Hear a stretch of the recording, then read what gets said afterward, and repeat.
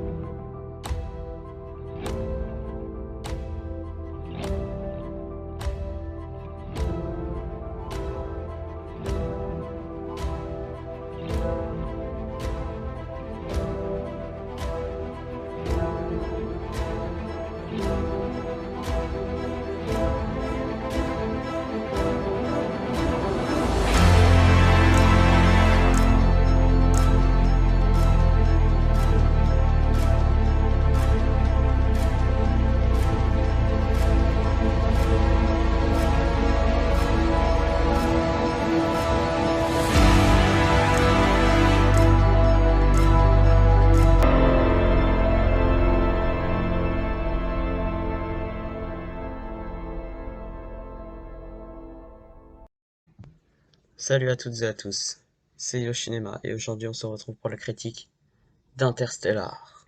Alors préfère vous prévenir tout de suite, oui il y aura des spoilers, non je ne peux pas parler de ce film sans spoiler. Alors Interstellar est un film sorti en 2014 et réalisé par Christopher Nolan avec Matthew McConaughey, Anna Hathaway dans les rôles principaux mais également avec Jessica Chastain, Michael Caine et encore Matt Damon ou Timothée Chalamet. Bref, un casting exceptionnel. Le film dure 2h49, donc c'est un long film, et c'est un film de science-fiction. Voilà pour le résumé. L'histoire, c'est la vie sur la Terre touche à sa fin, et qu'un groupe d'explorateurs vont tenter d'aller sur d'autres planètes pour voir s'il y a de la vie possible, et si c'est transférable. Alors, je préfère le dire tout de suite, Interstellar est un de mes films préférés, mais vraiment. C'est un gros coup de cœur que j'ai eu, beaucoup d'émotions. La fin m'a vraiment ému. C'est un film que j'ai adoré. Mais là, on est là pour en parler si c'est un peu plus objectivement que ça. Bref. On va commencer par les points positifs. Ça va prendre la majorité de la vidéo, je pense. Alors, le gros point positif, je pense, du film, c'est évidemment le voyage dans lequel Interstellar nous a embarqués. Je l'ai pas vu au cinéma, mais dans une salle de cinéma, je pense que tu oublies absolument tous tes problèmes devant ce film et tu penses à rien d'autre. C'est ça qui est beau. Il y a plein de scènes qui sont très émouvantes, notamment, je pense, quand Cooper doit quitter sa fille, ou quand il retrouve les vidéos de ses enfants, ou la scène finale. Donc cette finale est très émouvante aussi. La musique de Hans Zimmer, faut qu'on en parle. Hans Zimmer est mon compositeur préféré, ça, pour ceux qui ne le savaient pas, voilà, je le dis. Et je suis totalement conquis par cette bande originale. Et c'est incroyable parce que la musique va tellement bien avec plein de scènes, comme la scène de la chasse du drone.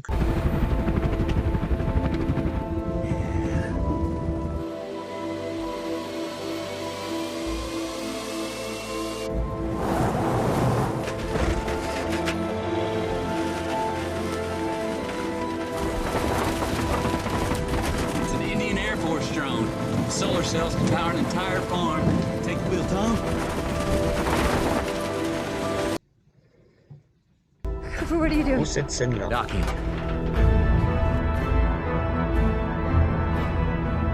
Endurance rotation is 67, 68 RPM. Okay, get ready to match our spin with the retro thrusters. It's not possible. No, it's necessary.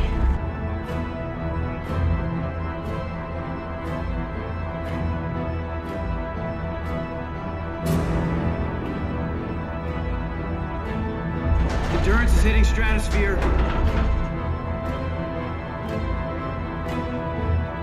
She's got no heat. La musique multiplie la tension est complètement en raccord avec ce qui se passe à l'écran. C'est impressionnant. Surtout quand quand on sait que Hans Zimmer n'a pas lu le script et a dû faire cette bande son totalement au hasard. C'est juste pas possible en fait.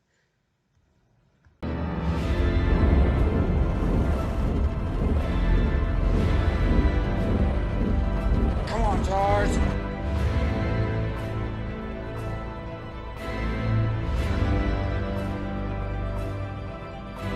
Come on, Tars.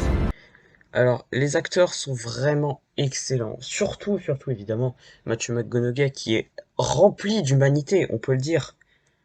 Vraiment, enfin, qui n'a pas au moins versé une larme devant la scène de vidéo ou la scène où il quitte sa fille. Et il fait des choix qui sont complètement compréhensibles, des choix humains, c'est ça. C'est comme ça qu'on peut s'identifier à ce personnage. Et c'est en partie grâce à cette performance de Matthew McConaughey qu'on a autant d'émotions. Sinon, le reste, c'est moins incroyable, certes, mais ça reste tout de même très bon, que ce soit Anna Hathaway, Jessica Chastain ou même Michael Caine ou Matt Damon. Interstellar, c'est vraiment un film qui montre des choses grandes.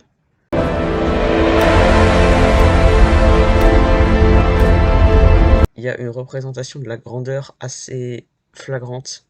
Encore une fois, dans cette scène, la musique est en parfaite synchronisation et représente parfaitement ce qui se passe. Bref. Alors, il y a quand même quelques points négatifs, parce que aucun film n'est parfait. Déjà, la durée, évidemment, c'est le plus flagrant. 2h49, c'est vraiment long, et dans un film comme Interstellar, surtout vers la deuxième moitié du film, t'as pas mal le temps de t'ennuyer. À partir du moment où Cooper va rentrer dans la fusée et partir en expédition, le temps passe assez lentement.